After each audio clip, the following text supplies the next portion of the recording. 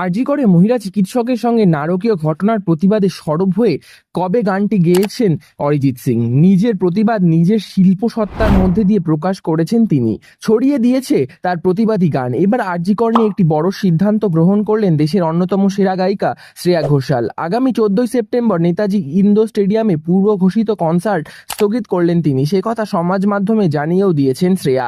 সেই সঙ্গে জানিয়েছেন আরজি করে যা ঘটেছে তা ভয়ঙ্কর এবং জঘন্য। যে নৃশংসতার ঘটনা সেদিন ওই চিকিৎসকের সঙ্গে ঘটেছে তা ভেবে তার শিরদাঁড়া দিয়ে হিমস্রোত বয়ে গেছে। এই ঘটনার প্রতিবাদে যারা সামিল তিনি তাদের পাশে রয়েছেন।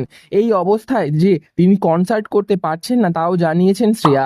এই অবস্থায় তার কনসার্ট পিছিয়ে দেওয়ার সিদ্ধান্তকে তার বন্ধু ভক্তরা বুঝবেন বলেই আশাবাদী শ্রেয়া। এই কনসার্ট আগামী অক্টোবরে কোনো একটা সময় হবে বলেও আশ্বস্ত করেছেন তিনি। শ্রেয়া জানান, শুধু তার দেশের নয়, সারা বিশ্বের মহিলাদের সুরক্ষা ও সম্মানের জন্য তিনি প্রার্থনা করছেন।